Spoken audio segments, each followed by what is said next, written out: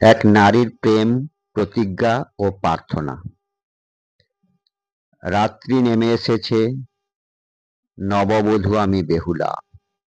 সাজঘরের আলো তখনো ম্লান হয়নি, ফুলের গন্ধ বাতাসে দুলছে।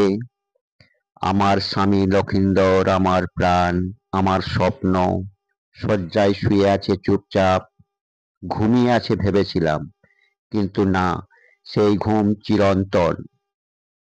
এক বিষাক্ত সাপ, দেবী মনসার পাঠানো, আমার ভালোবাসাকে কেড়ে নিল।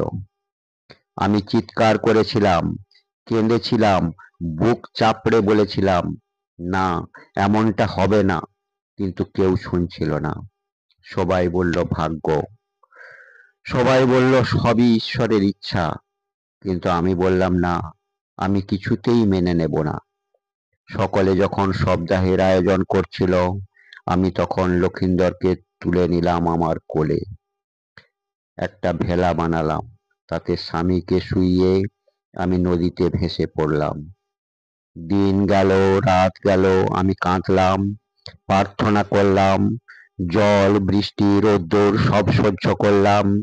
আমি শুধু একটাই কথা বলে চললাম, দেবতারা শুনুন, একজন স্ত্রী তার স্বামীর প্রাণ ফেরাতে এসেছেন, তাকে ফিরিয়ে দিন। আমি কিচ্ছু চাই না, শুধু ওকে দিন। অবশেষে পৌঁছালাম দেবতাদের দরবারে। ইন্দ্র, ব্রহ্মা, শিব সকলেই উপস্থিত। মনসা দেবীও ছিলেন সেখানে, গর্বে কিন্তু অভিমানে নীরব। আমি মাথা নুইয়ে বললাম, হে দেবী মনসা, আমি আপনাকে পুজো দিইনি সত্য, কিন্তু আমি আপনাকে ভয় করি না। আমি আপনাকে ভালোবাসতে চাই।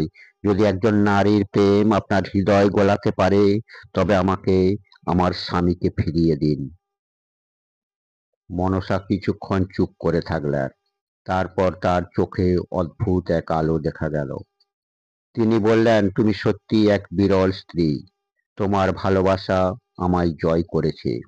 লক্ষিন্দর বেঁচে উঠবে এবং পৃথিবী জেনে যাবে তুমি কেবল বেহুলা নও, তুমি সাহস ও প্রেমের দেবী।